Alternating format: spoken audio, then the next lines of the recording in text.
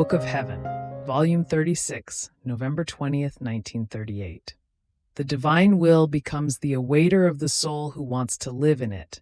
The divine will forms the adaptable materials for the works of God, the little divine field.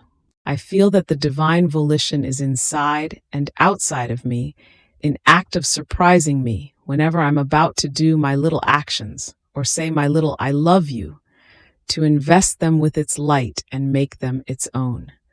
It has such an admirable and inimitable attention that it seems incredible.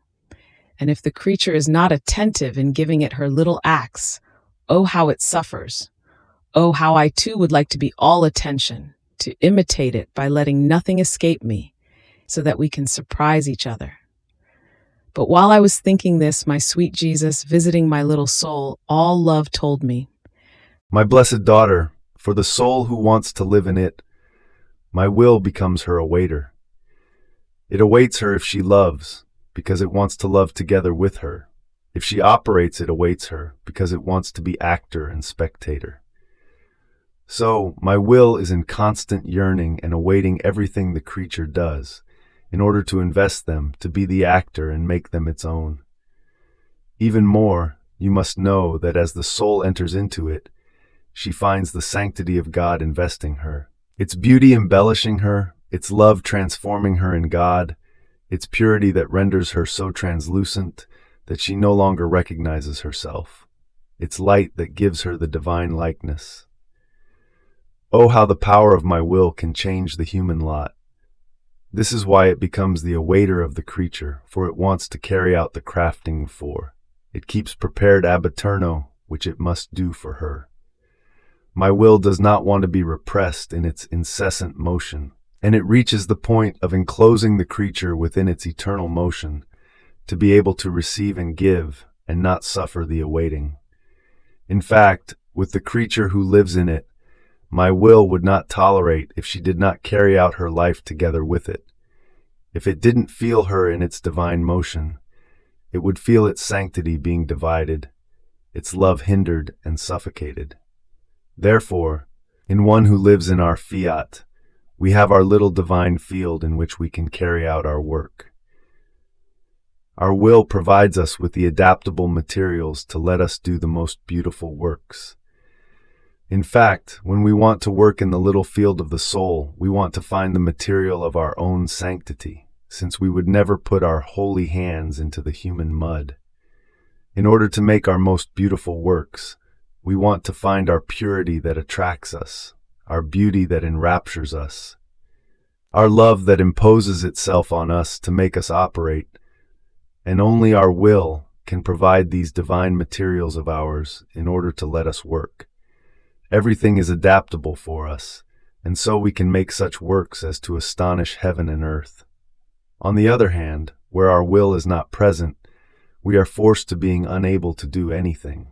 Our adaptable materials are not there for us, and if there is any good, it is only an apparent good, blemished by self-esteem, self-glory, and non-upright intentions. And we shun operating in her because we would endanger our most beautiful works. We ensure ourselves first, and then we operate. You must know that the more acts the creature does in our will, the more she enters into God, the more we expand her little field within our divine womb, the more beautiful are the works we can do, and the more we can give of our own. So the creature is always under the increasing act of our divine life. Our love loves her so much as to bring her onto our lap, making us say continuously, "We make you in our image and likeness," and it makes us nurture her with our divine breath, with our sanctity, power, and goodness. We look at her, and we find our reflection, our wisdom, and enchanting beauty. How can we be without this creature if we are bound together by our divine prerogatives, if she possesses from our own, and in order to love us and repay us for what we gave her, she constantly gives us what we have given to her? More so since, by living in our will, she has received from us the virtue of being able to produce life, not works. In fact, in giving our sanctity, our love, and yet more, we give the generative virtue, and she constantly generates life of sanctity, life of love, life of light, of beauty, of power, of wisdom, and she offers them to us. She surrounds us and never stops giving us, changed into life, what we have given to her. Oh, our delight, our feast, our glory, in seeing ourselves requited with so many lives that love us, that glorify our sanctity and echo our light, wisdom, and beauty. The other creatures can give us, at the most, works of sanctity and of love, but not life. Only to one who lives in our will is it given to form many lives with her acts, because she has received from us the generative virtue, to be able to generate as many lives as she wants, and say to us, "Life you gave to me, and life do I give back to you." See then the great difference. The life can speak, is not subject to ending, can generate, while the works cannot speak, cannot generate, and are subject to dispersion. Therefore no one can reach one who lives in our will, what she can give us and the way she can love us. No matter how many great works they might do, they would always be like little drops of water before the sea, or like little lights in front of the sun. One single "I love you" of this creature leaves behind all the love of all other creatures put together. This "I love you," small as it is, walks, runs, embraces, and rises above all. It comes into our arms and embraces us with its own. It gives us 1,000 caresses, telling us many beautiful things about our love. It takes refuge inside our womb, and we keep hearing it say, "I love you, I love you, I love you, life of my life. You have generated me, and I will love you forever."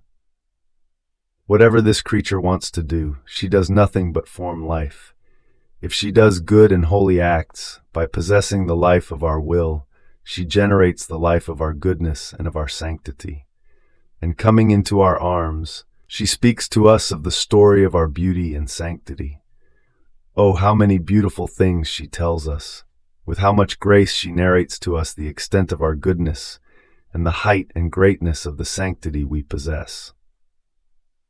She never stops telling us how good and holy we are, and throwing herself into our divine womb, she penetrates into our inmost hiding places to get to know even more how good and holy we are. And she remains there singing to us again and again, how good and holy we are. Oh, how beautiful it is to hear the narration of our divine story from a human will united with ours, while our will whispers to her who her creator is. In sum, if she wants to glorify us, she generates the life of our glory and narrates to us our glory.